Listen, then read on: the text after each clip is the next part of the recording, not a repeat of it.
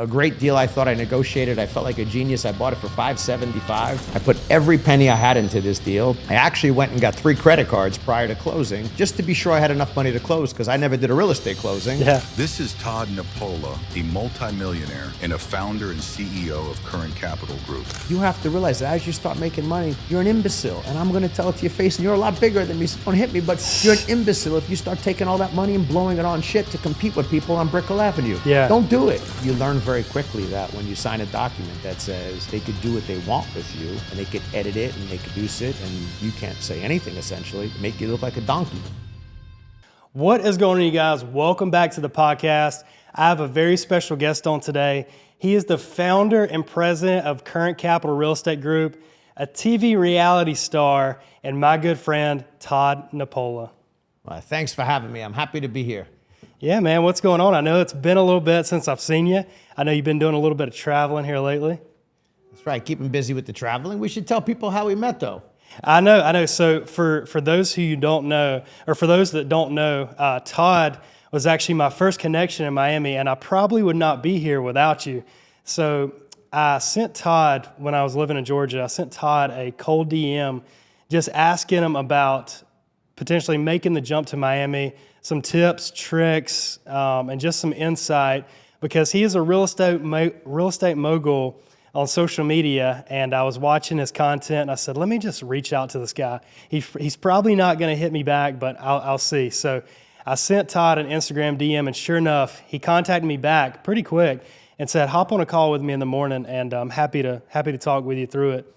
And I did. I called him, and we stayed on the phone for a while. He gave me some good insight, and I actually traveled down to his office in Hollywood, Florida, drove the pickup truck down, and me and Emmeline came down, and I met Todd, and he really helped me navigate through kind of the hardships that I was facing and the kind of the self-belief, that I was facing on making the jump. I was kind of nervous. I was scared, and Todd talked me through, and you really helped me.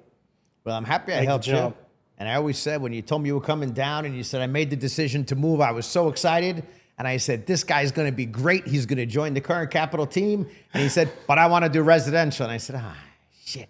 But I couldn't be happier for you. I know you're taking over Miami, and I love watching your social media. It's great to see you walking through all those fancy houses. You're doing terrific. Yeah. Welcome to Miami. For sure, man. And thank you so much, because I would not be here probably without you. So you gave me the confidence to just make the jump and make the leap. So I appreciate it. Well, that's terrific. Well, welcome here.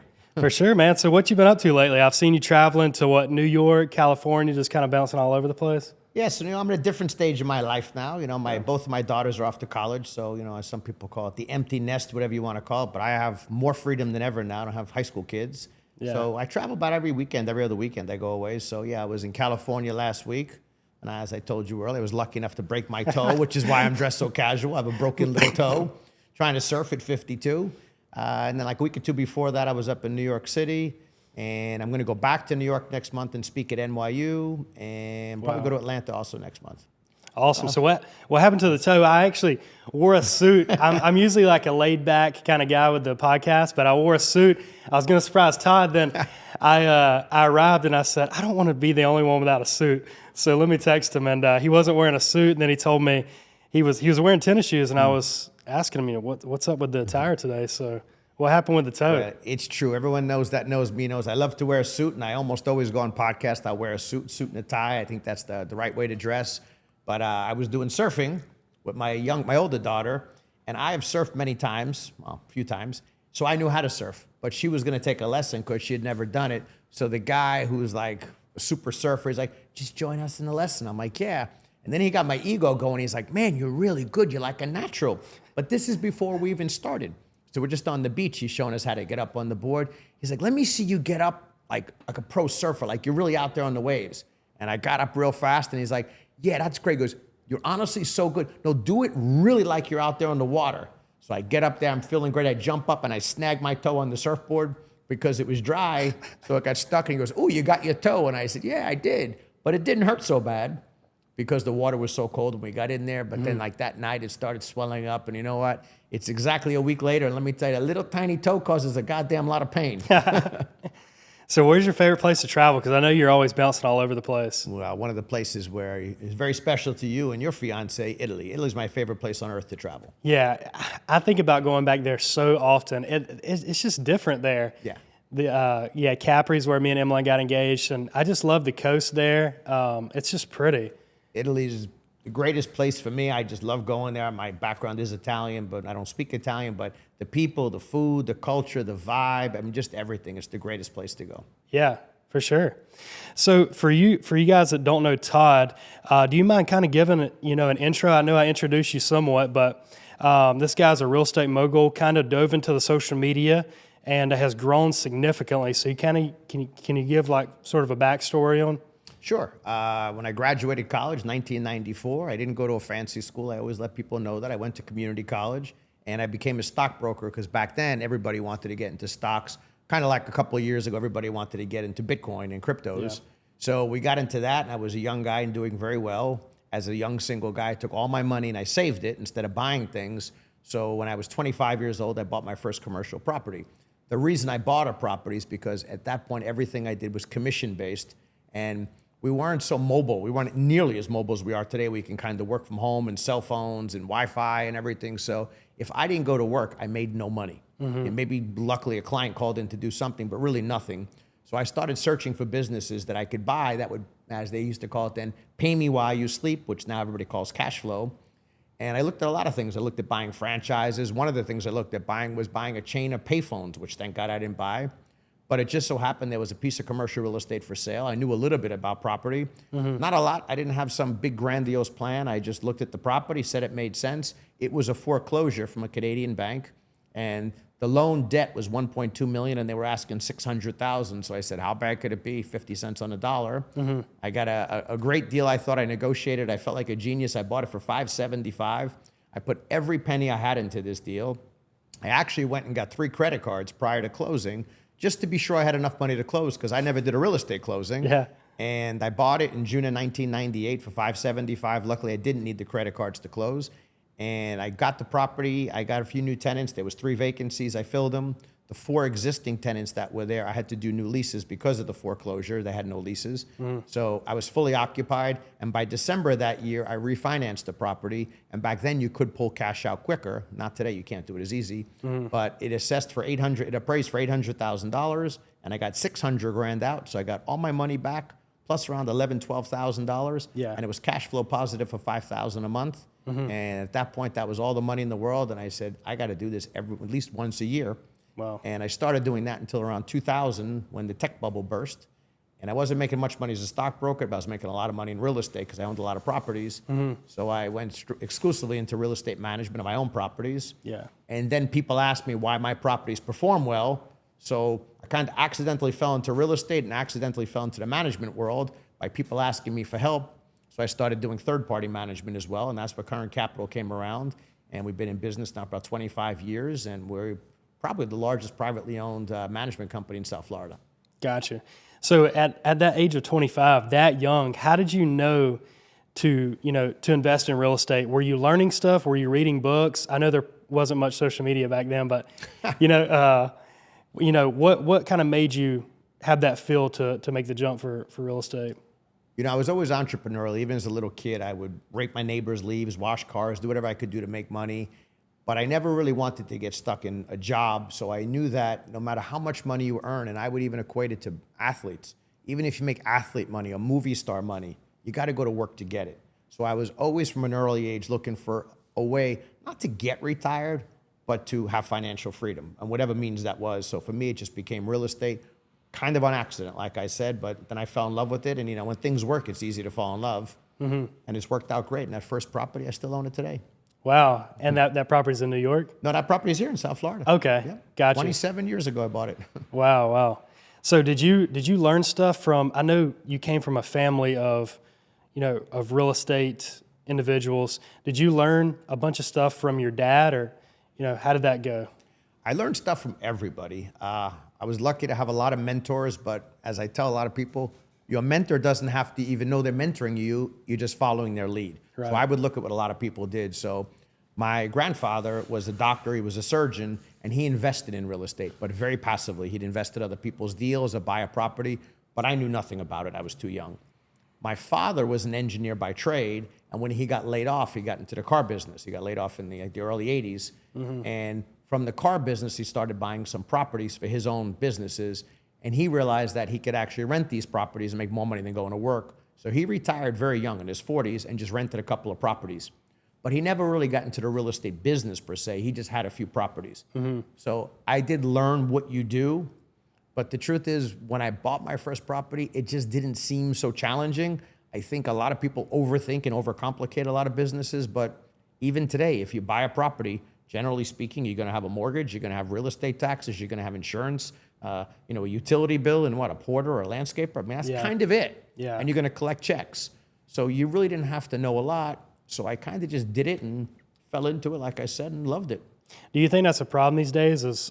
People are overthinking stuff? Yeah. Whether it be buying a piece of real estate. I know interest rates are still higher than what people have been accustomed to, but do you think it's overthinking? What do they call it? The analysis paralysis. And, I have a lot of friends that went to some top schools, like I said, you talk about the Whartons and the Harvards, and they get so smart that they could find everything that could go wrong. And you know what? No matter what you do, even if you think everything's going to go right, stuff's going to go wrong, and you'll deal with it when you get there. And a lot of people come up to me, especially now that I try and help people get into real estate. I don't have a course or anything, but like I helped you, I try and help people. And they give me these plans with like, what's going to happen over 20 years? And I'm like, none of this is going to happen.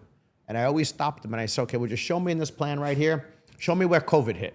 Well, how would you know that? I said, right, you just don't know. Right. You just got to get in. But if you're going to get creative, I always tell people, don't put too much debt on the property. Be comfortable with that. But if you have a comfortable amount of debt, you got to just get in the game. And that's in any business. Far too many people need 40 different things to happen before they take step one. Just go, take the step. Right. So if it's a young person that's wanting to get into real estate, or either just investing, because I know a lot of people want that passive income, what would you say to someone who may not have a ton of money but want to get into the real estate game? Where would those people begin? Generally speaking, people who start in real estate, and even the biggest guys out there now, didn't start with a ton of money. That's the big misconception. They scratched and clawed to get into the first deal. I've actually bought properties. I'm a big reader, and I love to read, and I think it was my fourth or fifth property. Back then, I heard a lot of stories about people buying properties with no money down, and I said, yeah, right. How do you buy property with no money down? So what did I do? I went to Barnes & Noble and bought a book, How to Buy Property with No Money Down, or something like that. I read the book, and I said, well, let me give it a try. And you know what? And I went and bought a property it was $1 million property, and I got a $750,000 loan, and I got a $250,000 second position loan from the seller who just wanted to sell it. So at closing, I walked away with money because he had to give me security deposits and abatements and stuff for different credits I was entitled to. I literally walked away from $1 million closing with a check in my hand and a cash flow producing property. I then went and got grants from the city. It was in Miramar, Florida. I got grants from the city to redevelop the whole property for $400,000 if I put up $400,000. So I went back to the lender that gave me $750,000 and I said, I'm going to get $400,000 in grant money to redo this property. I want to borrow now $1.4 million. So I want my $400,000 plus I'm going to repay the $250,000. They said, fine, as long as the city money goes in. That's their equity. So now I went and redeveloped the whole property. I used $400,000 from the city. The bank gave me a loan for another $400,000. I refinanced the deal at that point in time, paid back the seller his $250,000. Now I owe $1.4 million on a property. I have zero into it. The city gave me $400,000. And at that point, that thing was throwing off like $15,000 a month, and now it's throwing off probably $35,000, $40,000 a month. I never put a penny in it.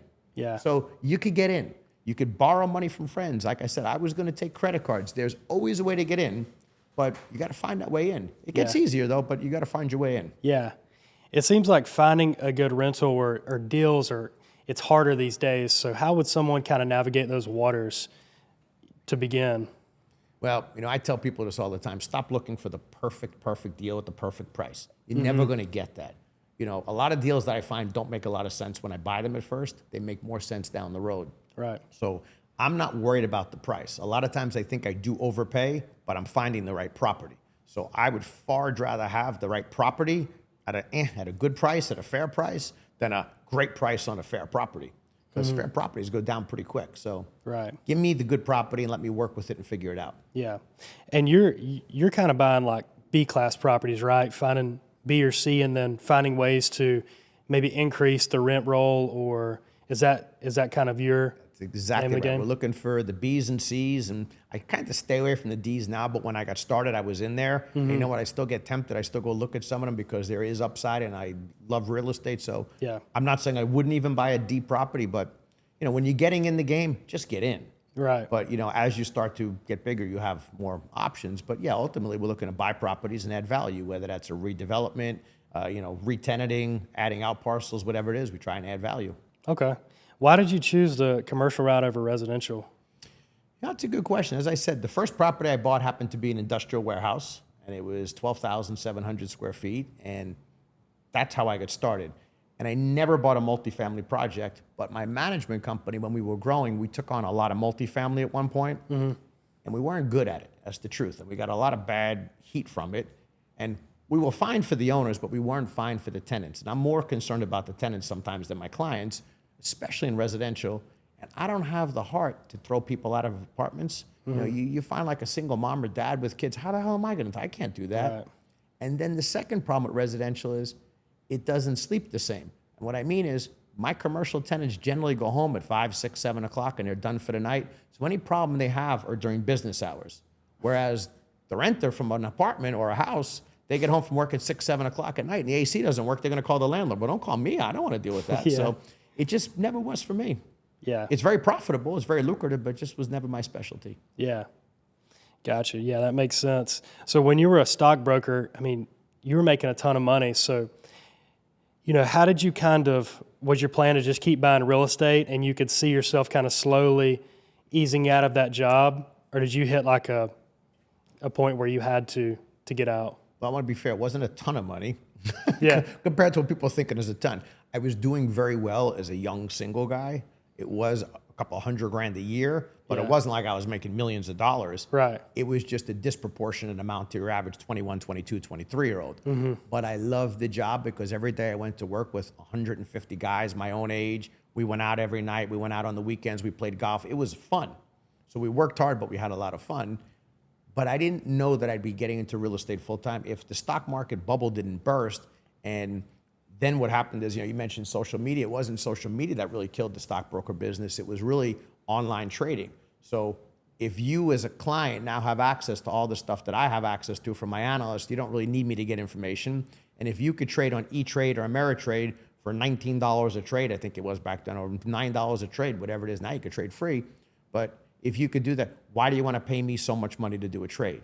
So it kind of squeezed the business. And the last thing is, the market's changed. There used to be bigger spreads in stocks, so you made much bigger commissions. But because of computers, the spreads got thinner and thinner. So the money was gone, and it never came back, which is why most people do money management, not stockbrokers.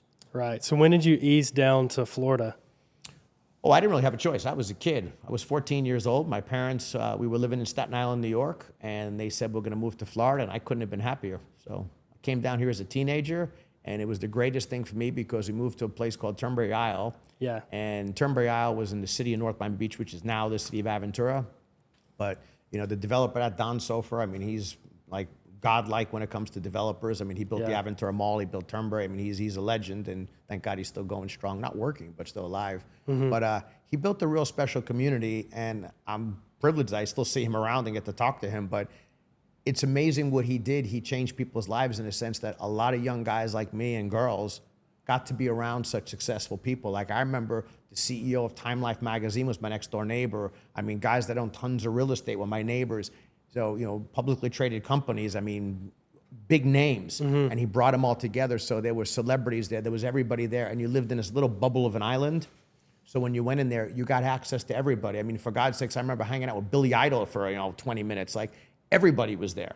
So because I was raised that way, I got to be around all these people. And I learned very quickly, these rich people, they're no different than anybody else. A lot of people want to say, oh, the rich are different. No, they're just rich. That's probably the only difference. But I mean, there was one guy, I remember his name was Leon Ruderman. He was like a mogul. The guy had like 20 antique cars, which if he had them today, they'd probably be worth $100 million. And he would just drive them. He was so cool. Like I was like, they're regular people. Yeah. So it changed my mindset to realize like, you could be this. You could be these guys. And you want to be these guys. So it made me hungry. Yeah.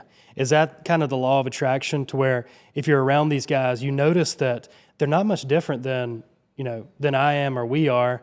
They're just doing it at a bigger scale. So do you think being around the right people is the key? 100%. People set a lot of limiting beliefs on what they think other people are. With two guys, so like if we see a beautiful girl, I have friends who say, "Oh, that girl's this, that." No, she might be the sweetest girl. You're just intimidated by her because she's so beautiful and she's a model or she's famous or she's this, but she might be the sweetest, nicest girl when you get to meet her. So that becomes the thing. It's the same thing with people with a lot of money. And I tell a lot of young guys that come to my office for help, I said, if you have a problem with that mindset, go get a job at a local country club. Work in the golf caddy room. You won't make a lot of money. You'll get tips, but you'll be around all these rich doctors and business people, and you're going to realize they tell the same dumb jokes. They laugh. They drink beer. They're fun people. Maybe not all of them, but proportionally, they're fun people. But you got to get over the hurdle that they're different because they're not any different. Yeah. So when you were growing up here, you had some side hustles, right? And I know you speak a lot on side hustles. So for someone who's maybe in a job or wanting to kind of get out of that job, but they have a side hustle in mind, can you speak on your side hustles? I know did you have a car detailing business? Yeah. Okay. So that's what I did when I got to Turnberry. I figured out very quickly, these rich people had all these beautiful boats and they had these cigarettes and Donzies and all these things. And I said, they need someone to take care of their boats. So there was always guys cleaning the boats. And I said, what better than having a local kid who lives right here who could keep an eye on your boat, especially when you're out of town. So I started a boat washing business.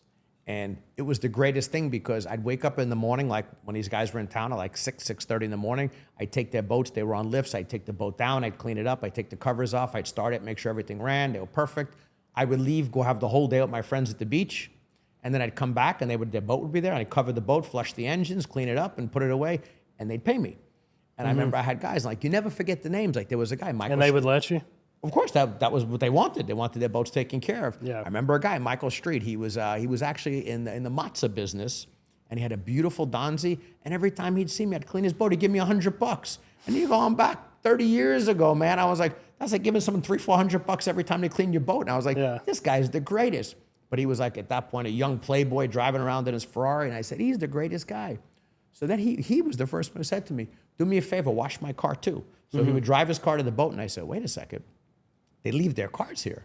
I should be washing their cars too. So here I am, 14, 15 years old. I never forget one time I was driving one guy's Rolls Royce convertible at 15 years old on the island, and my dad's going one way and I'm going the other way. He almost had a heart attack, but you get to have that. So then I had the car wash business and the boat business. And I was making more money than some of my friends' parents were making, working 2 days a week, every Saturday and Sunday, and that's it. So in today's age, I guess there's no reason for someone not to make money. There's so many opportunities, so many side hustles they can do.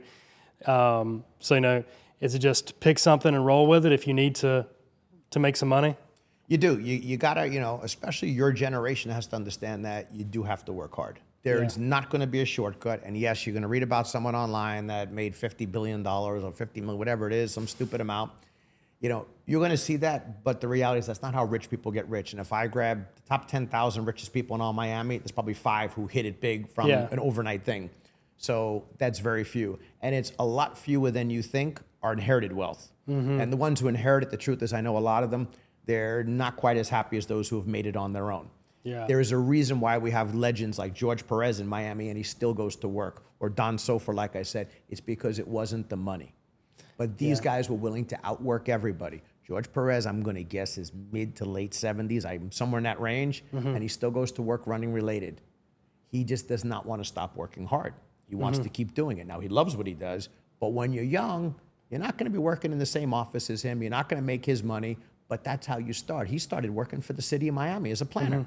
So you got to be willing to outwork everybody for a few years. Right. And a good mentor told me once, he said, if you work harder than everybody else for 5 years, seriously work harder for 5 years, you'll never have to work for the rest of your life. But if you don't, you're going to work hard for the rest of your life. It's true. Gotcha.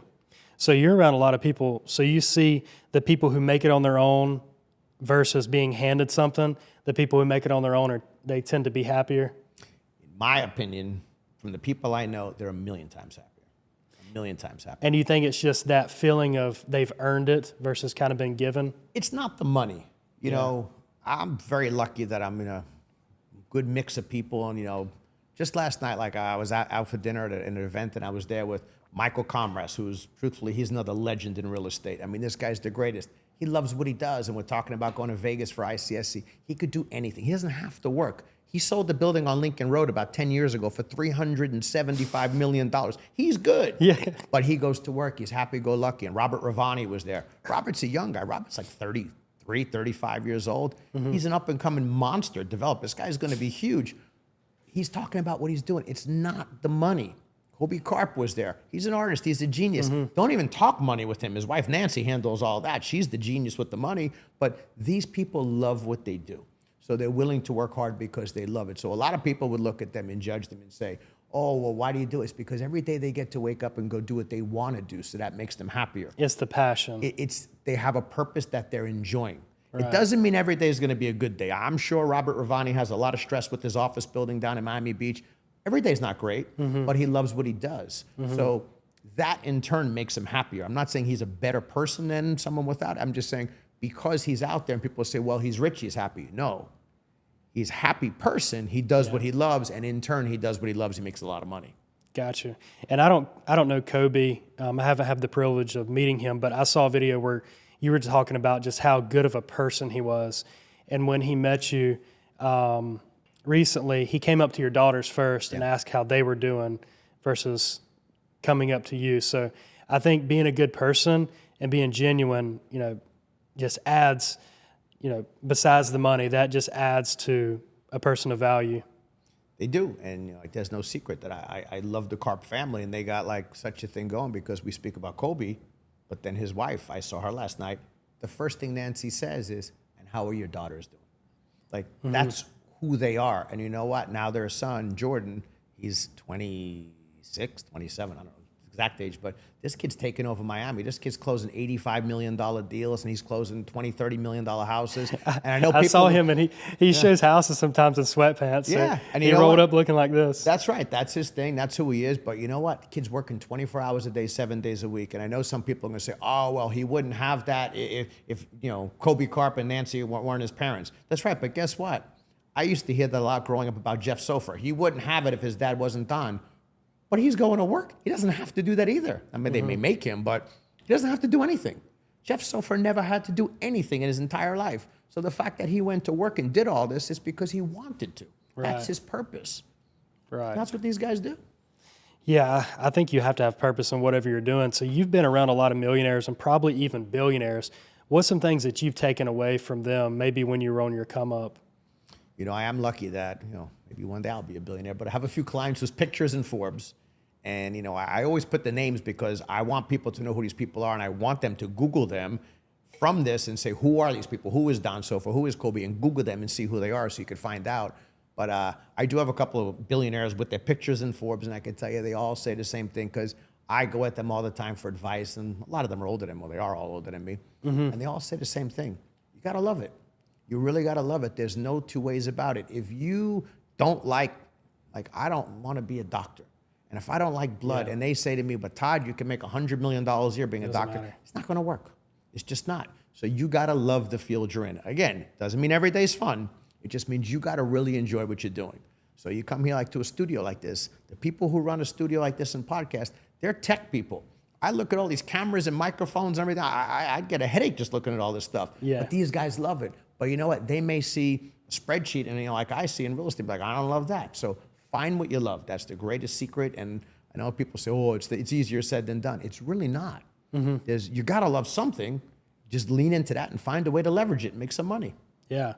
So I've heard a story on when you had your mentor when you were coming up. So can you kind of tell me that story? Because I'm always intrigued to hear about when someone has a mentor and, if a mentor is crucial when someone is coming up. So I get a lot of answers to that one. The first one is your greatest mentor is books. And people don't like to read. I didn't like to read. I probably didn't even know how to read till around 8th or 9th grade when I moved to Florida. And that's the truth. And I never read a book because they would tell me you have to read these books in school. But I started reading on my own. And the first book I ever read was Tony Robbins' Awaken the Giant Within. And I kind of got hooked. And I think the first year I read like 4 books.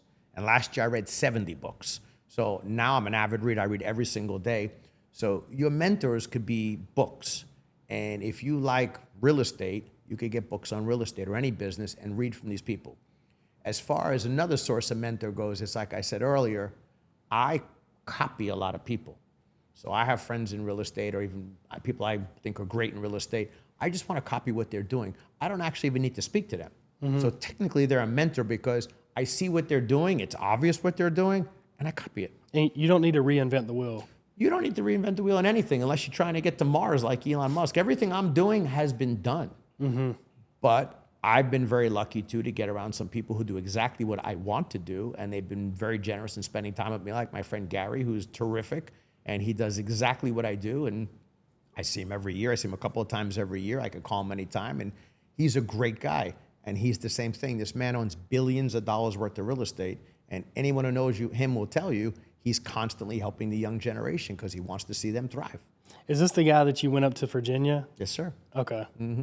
So, yeah, tell me that story. So you drove up to Virginia, bought this Well, guy. I didn't drive. I'm not you. I flew. Oh, you flew. Okay, yeah. Well, let me tell you, let's back the story up so everyone knows like how important it is to do this because this wasn't that long ago. This was, say, about maybe 6 or 7 years ago. Okay. So to be fair, I was very well established in business. So a lot of people kind of plateau at that point. And I had a lot of real estate. And truthfully, I didn't have to work, but I would still go to these real estate conventions. And I didn't know who Gary was. And Gary Rappaport's his name, in case you're going to Google people, like I said. And when I looked him up, I saw this guy's giving an interesting speech, so I'm going to go watch him. And he was going to talk about real estate investing. And I watched him, and I was like, oh, my God, this guy is exactly who I want to be. He does third-party management and leasing. He only does retail centers, and he owns most of his properties. I'm like, he's me. He's just a lot bigger. You know, and he's actually taller, too. He's actually like 6'3", so he's bigger and bigger. So at the end of his speech, he said, right now I'm going to put some cards around the room in the corners, and you people are free to call me anytime, come see me anytime, whatever you like. And he's like, most of you won't, but you'll probably take my card. And I said, huh. So of course I took his card, but I stalked him. So I literally followed him down to his booth, and I watched where he was going, and he was in meetings, so I stood there. Now, I know a lot of people at these conventions, and they would literally walk by me. I always said, like, what are you doing? I said, I'm waiting to talk to that guy. I'm like, well, why? I'm like, well, because I want to go talk to him because he does real estate. And tell him, like, but do you have a meeting with him? I'm like, nope. And I stood there for at least 45 minutes while he's a very busy man, until he literally just got up from a meeting with someone. He said goodbye to the person. He was kind of standing there interacting with someone from his team. And I went right up to him and I said, Mr. Rappaport, my name is Todd Nepola. I really appreciate your speech. And I took your card and you said to give you a call, but I want to ask you one greater. I said, can I take you out to lunch? And he said, oh, you're from the Maryland, Virginia area? I said, no, I live in Florida. And he goes, well, that's kind of far. And I said, no, I'll fly up. I said, to have the opportunity. I told him what I do in my business. I said, I'll fly up. And he said, I'll give you one condition. I said, okay, anything. He goes, I buy you lunch. And you know what? I went up there, and this man could not have been kinder. He spent the whole day with me. I mean, now he offered to pick me up at the airport, which I said, absolutely not. But even now, he takes me to the airport. It's like no way is he letting me take an Uber to the airport. He's going to personally drive me to the airport. And I tease him because his driving skills aren't that great. But I tease him, but he's good. Yeah. But he's that guy. And you find that in people that, you know, if you're 25 trying to get guidance from a 30-year-old or a 35-year-old who hasn't quite made it all the way, they're too busy, they're preoccupied, they're trying to do their own thing. But when you get to the level like Gary is, where he's worth hundreds of millions, he's got $5-6 billion worth of real estate, he's more prone to help you. So you got to find the right sources. Right. And I think people are in, reach more than they think. So if you are a young person, like I just DM'd you, I think people are in more reach than you think. So I think people should shoot their shot and just seek guidance or, some insight on what they want to do. 100%. And I give this tip to everybody who's looking for advice. Just like I made it easy for Gary to see me, I went to him. I do get people offering to say, hey, Todd, I'd really like to meet you. Can I buy you dinner? And I think that's a nice offer, a lunch, but I'm not going to do that. Like, I'm very, very busy. Yeah. But I usually twist it and say, you know what? I'm happy to meet you. Come to my office. I'll have a coffee with you. I'll give you 15 to 30 minutes. And a lot of times you like the person, you might be there for hours. But you got to make it easy for the person you want to meet. So you have to offer it to them. And you could say, I'll come to your office. I'll meet you anywhere. I know you work out at, the gym down the block. I'll meet you after the gym. But if you're trying to be very nice sometimes, which is the truth, by saying, hey, I'll buy you dinner, they're just very busy. So go to their office. Make it easy for them. Make it very easy. And don't ask for the whole day. Just say, can I have 15 minutes to ask you a few questions? Right. And do you think learning from Gary is why that you're kind of like you are now, where you're, I would say, in the stage of wanting to give back? Because when I drove down, you spent an hour and a half with me, and you didn't even know me. So that meant a lot and just poured so much knowledge into me. So do you think you learned something from him, or have you always wanted to give back to people? You know, it's a great question. Gary is a wonderful guy, so I don't want to steal credit, but the credit for that goes to my brother, Justin Nepola. My brother and I were raised, obviously, by the same parents. We were 3 years apart. My brother's much smarter than me, book smart. He went to law school. He is a lawyer. But he always gave and still gives his time. And if you follow Justin on social media, Mr. Nepola, he is every weekend, he's running with handicapped people in chairs. He's very into fitness, my brother. He's cleaning the seashore. He goes to Habitat for Humanity. He'll give up a week of his life and build houses. He is he actually has a site where he talks about all the events going on in the area, like for philanthropic events. He is a remarkable guy with charity, and I never did that. And I don't want to say I was selfish with my time. I just was. So my justification was, I'll write a check. And, you know, it wasn't as good. So when I realized that I could teach real estate, something I love, and I got a little motivated by it because I started seeing a lot of people teaching real estate that I didn't understand what they were doing. They were selling a course. And I don't sell any course. I don't charge mentorships like I didn't charge you. I meet people all the time. I said, it bothers me that people are ripping these people off because they're not even in the real estate business. So that's how I started doing it. And I said, it's really nice to give back to people. And you know what? It always pays you back. You mentioned my social media. I do it. I don't sell any courses, but I've met so many amazing people from it. And a lot of brokers have come join my firm because of my social media, because that's how they got to know me. So it's all been worth it. But that's where the give back comes from. My brother really got me very into charity. So thanks to Justin. Okay, and is he down in South Florida too? Justin's in South Florida. He's a real estate attorney, and he's all over town, and he's that guy. Yeah. So what made you jump into the social media game? Because I know you're not a total youngster, but not an oldster either. So, but no, man, I saw you, and every time I get on TikTok, still nowadays, Instagram or TikTok, there's Todd, there's Todd, there's Todd. So I just kept seeing your face over and over again. So what made you kind of jump into the social media game? Because I know you don't sell anything. You're not selling a course like everyone else, especially in Miami. So, you know, what made you do that? Well, I do sell a book. Yeah. But all proceeds Keeping It Real. All proceeds go to charity. That's right. It is a great book, too. Keeping It Real in commercial real estate. And even that, I gave the proceeds. So what I did to get into charities, I first started saying, let me start bringing interns into my office and teaching real estate. And then from there, I was invited on some podcasts, like a little by little. And then I decided I wanted to write a book. And I wrote the book. And it was harder than I ever dreamed it'd be. But I wrote the book as if I was writing it to my interns. And it's the very basics of real estate, how I got started, what I did, but not just what I did, what other people could do, whether you want to invest in multifamily, industrial, whether you want to invest in someone else's deal or start your own deal, whether you want to buy publicly traded companies. So in 200 pages, that's how the book became. From there, people started to see the book and some podcasts. The guys from School of Hard Knocks, I call them the 3 J's. Yeah, James, Jack, and Josh. They're great guys. And I love James' stuff, They reached out to me and they said, look, we'd like to do an interview with you, like a podcast with you. We're going to be in Miami. Could we come to your office? So I said, sure, seems like fun. I did actually follow them. I knew them. So he came to the office. We did it like, you know, hey, sir, what do you do? Come on upstairs. And we did it. And it was terrific. And this was a few years ago, like 2 years ago or so. And they weren't quite as big as they are now. I mean, they've really blown up. And he said afterwards, he goes, you know, your video really, like our interview went viral for us. It was big. People really liked it. Look at the feedback. And I'm like, yeah, they did. And he said, why don't you do videos? And I said, oh, no, I'm not having cameras follow me around all the time. He's like, no, it wouldn't be like that. He's like, really? You film like 2 days in a row for like 3 hours a day, 3-4 hours, because you get tired. And I get you like 8 to 10 weeks of content. And you do like little 30-second to 90-second videos. And he goes, and the team will do that all for you. I'm like, I'll give it a shot. So it was in 2023. There was 4 months left in the year. And I said, I'll do it for 4 months and let's see what happened. And it took off and I liked it. So now I've been doing it for a year and a half, a year and 8 months. I didn't realize the book came before that. Oh, yeah. And so how has the social media aspect affected you? Well, it hasn't affected me. Well, I mean, like, I didn't know if it has affected your business in any way, or, you know, you've acquired deals through it or connected with other people. What's been like the biggest aspect of it? I've met a lot of people. You know, I'm really trying to teach real estate. So that doesn't make you a celebrity. So my wife is a real celebrity in Miami. So well, she doesn't really use social media, but her platform as a celebrity is totally different than anything I would get, even if I had 1 million followers, because I'm a teacher.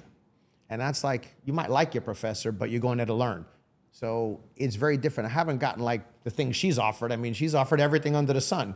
My daughter is an influencer on TikTok, and she gets everything. Yeah, she's actually quite extraordinary. Sophia Nepola, TikTok. What kind of content does she make? She does all, you know, get ready with me. She's a freshman at SMU in Dallas, and she does all that stuff. And so people want to give her stuff and do things because she posts it. You know, they're always sending her makeups and all whatever, clothes. Nobody gives me anything, but I meet a lot of great people, so it's a lot of fun. Yeah. So the book, I heard where you wrote the book, sent it to an editor, got it back, and didn't like it, so you restarted. That's right. Talk me through that. That cannot be an easy process. No, writing a book was very hard, and I wrote it myself, as I said. I come to, in the office in the morning, sometimes on the weekend and work, and after you put the whole thing together, I had a wonderful editor, this guy David, and he helped me. He didn't write the book, of course. I wrote it, but he put it together, and like you said this here, you didn't do this here, and he goes, "Here's your book." He sent it back, and he was like, "Read it." I'm like, "This book sucks." And I said, "How come?" He's You think it was too complicated? I think I was just writing about real estate, and I said, "Man," and he said, "Well, you love to read." He's like, "Read a book on writing a book." So I said, "Okay," and that was the take I got from it. It said, when you write a book, you need to know who you're writing it to. I wasn't writing it to anybody. So, I mean, I did use a lot of the stuff from the original copy, kind of, so to speak. But then I realized I was sitting there. I was like, I had interns sitting right outside my office. I said, I'm trying to teach them. So what would I tell them? So that's how the book totally changed. And I rewrote it over a couple of months, and then we did it, and we sent it out. And thank God the feedback's been great. And I think it is a great book. And even my friends that are very advanced in real estate, they say, it's a great book. Yeah. So it is a great book. And I decided to give the proceeds to charity because I don't want people to think I'm in the book writing business. Unfortunately, I don't make any money in the book business unless you're a superstar anyway, but I want to be able to go on like all these podcasts and plug it. And it's not for me, it's for charity, but people should read that book. Gotcha. Yeah, no, it is a great book. And I'm not even in the commercial space, but I enjoyed it. It breaks everything down so easily. And I feel like I'm listening to you speak almost. So yeah, great book. And another thing, man, when I went in your office for the first time, the office culture that you provide is just, it's unmatched. It's like everyone is collaborative. Everyone loves coming to work. So when you built Current Capital, was that your goal in mind, is to just have a group of collaborative people? You give back so much to them, they give back to you. It just seems like a fun culture to be around. It's a great culture, and that's very important to me. And I always say it's like the Current Capital culture, but I'm going to be honest, no, it was not always like that. And that's the growing pains of starting a business and not knowing any better. It's very stressful in the beginning. So now obviously business gets a little easier. I'm a little bit more proven, but in the beginning there's a lot of stress, and I never had employees. So when I had employee number 1 and 2 and 3, like, you don't really know how to treat them, what to do. You don't know what your expectations are. So over time it's evolved, and you start to realize that people really don't go to work just for a paycheck. They really go to work because they want to feel good, they want to feel appreciated, they want to learn, and they want to work for a company that they believe actually cares about them. So if you don't, these people are going to figure it out very quickly. So I motivate everybody, and people say, well, why do you motivate them to go do their own thing? They're going to quit. Great, let them go do their own thing. And if it doesn't work out, they're more than welcome to come back. But they know that, and I incentivize them to get their real estate license, and to go back to school. I mean, I have one girl we just sponsored. She's going to become a paralegal. We're going to pay for that. So when you do that for your team, we do birthday parties, we do everything. We have that team spirit. So it means a lot. But no, sir, I did not know that in the beginning. Yeah. Wish I did, but did not. Yeah. And it looks like, I see you playing paddle, going to Brickell Run Club with your employees. So what about your fitness, man? Besides real estate, what does Todd actually like to do? I know you like to travel. I love to travel. That's like a newer thing for me. I didn't travel a lot when I was younger. I didn't travel at all when I was a little kid. That wasn't one of the options for us. But I love to travel. I do love fitness. I think you got to stay in shape to feel good, to be healthy, to be strong. I used to really love the triathlons, but the truth is, I tell everybody I got scared of riding the bikes. The bikes down here in South Florida is just too damn dangerous, so I don't ride bikes anymore. I used to ride motorcycles. I don't ride motorcycles anymore because I'm afraid of the traffic. So now I stick to running races only because I won't ride the bike. I know people are going to tell you can ride them in certain places, but yeah, it's just not convenient. So the fitness is great. I love to go out. I have a great time. You know, I keep busy and just enjoy life, you know. You do. You enjoy life. That is one thing Yeah. that I've noticed about you from day one is you just enjoy life. I know that you have stress. Everyone has stress, but the way that you limit it and the way that you just enjoy your days really motivates me because I have a lot of stress that I deal with from time to time, and you just seem like you're just calm, like everything's going to be okay. It is. Yeah. It is. You Yeah. know, it's really the truth. And you're a lot younger than me, so you'll get more and more of that over time. But even like how I broke my little pinky toe and I have to wear sneakers, like even like every day I've been dressed casual for it because I can't get a suit on. And like people say, "Oh, how's your toe?" And I said, "I'm not going to complain about my toe because I could walk. Yeah. And I'm good." And truthfully, it's not in that much pain. It's just uncomfortable. But you look around, has another problem. So just minimize it. It's like, yeah, it's a broken toe. It's going to suck. It's going to hurt. But just keep moving. Just keep going and find a way. I'm not going to dwell on any problems. There's no point. Yeah. And especially in the hustle culture that we're in today, it's like everyone's stressed out. Everyone just wanting for the next thing or, you know, everyone's just so tense. And especially in Miami, I'm seeing it more and more. Just everyone's in a rush. Everyone's in the culture of just killing themselves almost. So it seems like you're just everything is going to be okay one day. It comes with age, and I have to be fair to that one, that you'll notice that a lot more guys in their 50s are a lot calmer than a lot of guys in their 20s. You guys have it hard, guys and girls, both of you guys. You know, I mean, there's different aspects for both sides, but I think girls are just as competitive when it comes to business nowadays, and it's tough.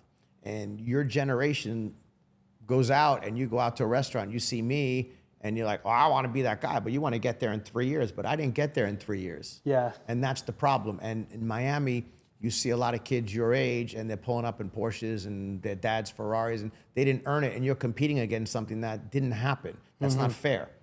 And you see it, so you want to have it too quick. But I'm telling you, every name that I named across the board of people of success in this entire podcast, none of them got it quick. Not one. But they got it in the end. And the ride up is a lot of fun. It's a lot of stress. But if your generation thinks you're going to hit it so big and you're going to become the next Bitcoin billionaire, man, there's better odds you're going to be an episode of American Green than that's going to happen. Do you think that's a problem nowadays? Because even since I've been in Miami, you see a supercar every 2 seconds. You're looking around, and it can be motivational, but I think it can beat a lot of people up too that are in their 20s or young, and they see that stuff, and they're like, man, like, why don't I have that? And it starts to beat them up. So what would you tell those people? I tell them Instagram is fake. Everybody doesn't look that good. I do. Everybody doesn't look that good. And stop competing with everybody else. Because the truth is, and you might not like when I say this, they don't give a shit about you. Yeah. If you hit it big, maybe they want something. And if you fall down, maybe someone will help you. But nobody really cares. Worry about yourself. So social media, why it's the greatest tool out there for a lot of things, it's really screwed up your generation's mindset. Because my generation never thought we were getting rich overnight. You guys are seeing this and thinking that you think everybody is in Capri every summer. Everybody's not in Capri every summer. It's very hard to make that happen. It's like, that's like a dream trip. You know, I didn't even know Capri existed until I was late into my 40s. I mean, that's the reality. But you guys see stuff and you think that everybody's going to the fancy restaurant every night and everybody's got all this money, and they don't. I think it's just comparison. It's the thief of joy. Yeah, I do. I've heard that before too. And yeah, I think it is. I think people have to worry about themselves, and you have to be conservative, and you have to delay that gratification. So look, you're a young guy and you're a broker and you're doing great, and you have to realize that as you start making money, you're an imbecile. And I'm going to tell it to your face, and you're a lot bigger than me, so don't hit me, but you're an imbecile if you start taking all that money and blowing it on shit to compete with people on Brickell Avenue. Yeah. Don't do it. I took all my money and I invested it in real estate. When I was a broker, I could have bought a Ferrari, I could have bought a Porsche. I drove a Jeep Cherokee Limited. That was the big deal. It was a Limited, but it was a nice car, but that's what I had. So it's just having the humility to not buy that stuff. Say you get a chunk of money, and you just got to keep slowly investing it over time, and that's what right. compounds. That's right. You gotta play the slow game. And it'd be nice if we can get rich overnight, but that's not very likely. I mean, even like I said, the athletes and the actors, they didn't get rich overnight. They just signed that deal overnight, but they've been working their whole life to get there. So it's really not how it happens. Yeah. So don't compete that way. I hear stats all the time. I don't know the right number, but it's like these athletes, a lot of them go broke over time because it's like they get the chunk of money and they go buy the house, the mansion, the cars, and they don't invest properly. So do you see that happen a lot where people just go and blow a lot of money and then are left with It happens. wondering where they're at? It happens so much. And it's not just to the athletes. You know, I actually talked about in a video about an athlete that I truly admire, which is A-Rod. And I know nothing about baseball, but what this man did at a young age, he took that baseball money, which even then it was like $20 million a year or something, which today is still decent, but not huge. But he took all that money and he started buying apartment buildings. He started buying car dealerships. He didn't live bad, but he didn't blow it. He is so much richer than probably any baseball player alive today now. Yeah. And it's not from baseball. It's from the baseball money that he invested well. So he had to have that discipline. But I've seen it on a much more realistic scale with even guys that were stockbrokers. I remember when I was 21, 22 years old, there was a couple of guys making $2-3 million a year back then, and I know them now. And they are, I'm not going to say they're broke, but they're nowhere near millionaire status. And they were making the equivalent of like $8-9 million a year back then. He just blew it all. And biggest problem some of these guys had was drugs and gambling. If you got to stay away from that crap. Yeah. You really got to stay away. Yeah. And do you think habits are a big thing too nowadays? Because even I would say in the past year, I've just dialed in my habits and I can see that just how much that matters. Waking up early, taking care of yourself mentally, physically, you know, that's a big thing that people lack. And do you see that? I know, you know, it seems like you wake up early and have great habits that take you a long way. You know, the only time I ever use an alarm clock is if I have an early flight, which I don't like to take those, but I wake up every day without an alarm clock. I'm relaxed. It's a good state. I do go to the gym sometimes in the morning in my building. I do like the cold plunge a couple of times a week. But habits, patterns, things like that is what keeps you consistent. And you do have to have habits. You got to be disciplined to do the right thing. Now, you work out a lot, but if you miss a week or two, you're going to be okay, but you're going to go back to it. And you got to stay disciplined. And that's the same with work. You know, you could have some great weeks and maybe a couple of bad ones come into play and you get, you know, a little off, but you got to get back at it. Yeah, yeah. So we'll touch on I haven't really ever asked you about this, but tell me a little bit about the reality TV show. So we've never talked about it, but I know I've heard you mention that you really didn't like to be on camera.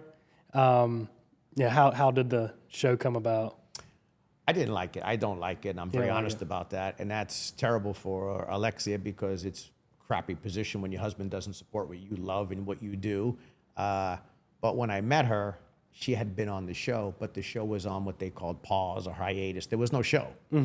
And I knew she had been on the show, and the thought of it coming back was always a possibility. So when we got engaged, they came to us and said the show's coming back. Not us. They came to her. Saying us. But they came to her and said the show is coming back and would she want to participate? Because truthfully, she's been the star of the show. She's the only one who's been a housewife from season 1 on. And she's Cuban. She's Miami. So she's what they needed.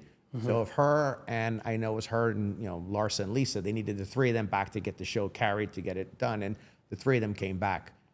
I was new. I didn't watch the show. I didn't really know what that show was about, but it sounded like a great idea. You put me on TV. The producers are good salespeople. It sounded fun, so sign me up. But you learn very quickly that when you sign a document that says they could do what they want with you, and they could edit it, and they could produce it, and you can't say anything, essentially, they make you look like a donkey. And I didn't really enjoy that because 99% of the stuff that you see is taken out of context for the viewers to get drama. Right. So they miss the lead up. So everyone loves the negative stuff. Yeah, I mean, I'm not going to get into take by take, but I could just tell you most of the stuff you see is drama. And you and I could be having this conversation. If the producers are here, they're going to interrupt and say, this isn't going the right way. We need you to talk about this. So they don't put the words in your mouth, but they tell you the words you're going to say. And it wasn't for me. And I didn't like that. And the truth is, and your viewers should know this, even me, at my age, my accomplishments, everything I've done, whether it be fitness, business, family, it creates an insecurity because you look like an asshole on this show. And then you meet people, I'm like, oh, I saw you on the show. And I'm like, so do you think I'm an asshole? Because I'm really not. I'm not. I promise. It's like, but you don't know. Yeah. And then they obviously don't really want to talk to me. They want to talk to Alexia. So they start talking to her. And then you start saying, I wonder if this person thinks I'm a jerk. It's like, I just can't do it. it's not for me. And it really caused a tremendous amount of problems in my life with Alexia and our marriage. And it was terrible for us. I can't handle it. Some people can. For me, there's zero value. I don't need it. I wasn't trying to endorse a brand. I wasn't trying to open up something. I wasn't trying to become a social media influencer. So there's nothing in it. But for the, remember, you don't get paid as a man either. Yeah. For the women, like even last night we were at dinner with her friend Lisa Hochstein. These women are great at it. That's the truth. They love it. They just love the show. And because the people get to see all sides of them, a lot of theirs is edited too. They'll probably kill me for saying it, but a lot of theirs is edited negatively too. But they love it. They're naturals. Like Larsa's terrific on it. I mean, they could say what anything they want about. She likes to date young guys, but she's honest on the show. Yeah, that's what I like. And the viewers love it. So for them, the show's great. I don't know any man the show's been great for. And that's across all the franchises. I think it's a show that the men shouldn't even go on. Yeah. So how has fatherhood been? Because I see you traveling all the time with your daughters, and it just seems like you have so much fun with them. You're traveling to Italy. You're going to their colleges. So how has that been through the years? My kids are my greatest things I got in life. I adore them. I always say, I'm not the parent who tells you, oh, my kids are perfect, they're angels. My kids are normal kids. They're exactly what I want them to be. They live normal lives. Like I said, one goes to Dallas, to SMU. The older one goes to Gainesville, University of Florida. And they're having a great time. And that really, really changed my life, having kids, because you have a bigger purpose. And even like I said, like the motorcycles, you now have to think, if something happens to me, that means something happens to them. So it changed my life in that sense. But I'm the happiest girl dad there could be. I did want boys. My daughters know that. But once I had girls, I'm so thankful I got 2 daughters. They're the greatest, and changes your life. Don't rush into it, but when you have it, it's going to be the greatest thing. And it seems like you're very supportive too. So I was watching a TikTok or either Instagram reel where I guess your daughter was thinking about switching schools or something, and you're just like, pivot, just make the pivot. So it seems like you're very supportive in any direction that they choose. It's their life. A lot of parents want to live their lives vicariously through their kids, and it's their life. And yeah, that's my older daughter. And she didn't just pivot once. She went out to California because she wanted to go as far away from Miami as she could get. And she didn't like it. So she came back to FIU, which was a transition stop, which was good enough for me. She came home. And then she decided she wanted to go to Gainesville, but she loves Gainesville so much. She didn't even want to come home for spring break. And now she's like, oh, I don't know what I'm going to do all summer. Like, she found it, but it took her 3 tries. And that's fine. I am a little bit different. I sometimes get stuck. Like, I feel like, I have to grind it out. And that's the wrong thing to do. So I applaud her. I have nothing but admiration for anyone who could just say, stop, this isn't working. I need to go over that way. So God bless her. Right. So last question, and I like this question. What would you tell someone in their 20s who are maybe struggling or trying to figure their life out? If you could tell your 20-something-year-old self, what would that be? It's going to be okay. It's going to be okay. It's going to be okay. All the shit you're worried about, it's going to be okay. You're going to get through it. And 99.9% of the shit, even if it's horribly horrific, somebody else has gone through it. So just use the resources to find out how they got through it. But no matter how bad it is, no matter how dark it is, as long as you wake up every day and make one more step forward, it's all going to be okay. And should someone chase the money or chase their passion? Never chase the money. The money will come? Never chase the money. There's a lot of rich guys that are freaking miserable. Yeah. So don't worry about the money. I think that's a problem. And even when I was in school, you're kind of taught in a way to take the job that pays the most or has the biggest opportunity, but you may not like it. And people are picking a job that they may not like or position they may not like for more money, but it's taking time away from the things like family or social life. So I see that's just a big issue with people my age or even younger that are coming up and then they get stuck. So I like that, how you say choose passion over money. Well, I'll preface that a little bit though. When I was in California, sometimes you got to do some things you don't like. I met a guy and he was trying to be an actor and he was trying to break in. And what was he doing? He was working as a waiter in the daytime and a bartender at night. So sometimes you got to do stuff you don't really want to do to hit the dream. In addition to, he still got to pay his rent. Right. So, but for the long haul, don't become a lawyer because you think you're going to make a lot of money. Don't do it. Don't become a doctor because you want your name to start with DR. Don't do that. Find what you love, find a way to add value, and just go that way, and the money will come. That's awesome. Well, Todd, I appreciate you coming on. And where can the people find you? And they need to get the book, man. Keeping It Real on Commercial Real Estate. They do. That's if you're interested in real estate, you should definitely get the book. And like I said, you can get that on Amazon. You can get it on Target.com. Anything. It's available anywhere. BarnesandNoble.com. That's the easiest way to get it. As to finding me, you can find me on social media. I am on TikTok and I am on Instagram. Todd Nepola, Life According to Todd, and I like that handle, by the way, too. That's different. Life According to Todd. well, that was my handle from when I first started, because I first started my Instagram as like everybody else. Like, here's a picture of me eating a meal. Here's a picture of me in Disney World. And then I just kind of turned it over to all the stuff. And how many reels how many pieces of content are you uploading a day? I mean, it's got to be like 3 across each platform or something. Well, I actually have a team that helped me. So what they do is they take the same video, and it does go on a Facebook account, Instagram, and a TikTok, the same video each day. Mm-hmm. So it's one every single day is what they do. So every 365 a year. Awesome. Well, appreciate it, Todd. It was great to see you and great talking to you, man. Well, I appreciate you having me. I'm very proud of you. I want to let you know, and if your viewers don't know, the big move you made down here, it's a big move for someone to leave. Like you said, you weren't getting to where you wanted to get to in that small town, and you loved it because your heart was there, your family's there. Man, that takes a lot of guts to get up and move, and that's what it sometimes takes. And that's what I told you. I said, you could go buy a vacation place there, but it's so hard to leave your home, but you did it, and you're going to have tremendous success, and I love your fiance, and I can't wait for you guys to get married, and I could see all the great things you guys are going to do because I love to see it happen. So yes, sir. Welcome to Miami, my friend.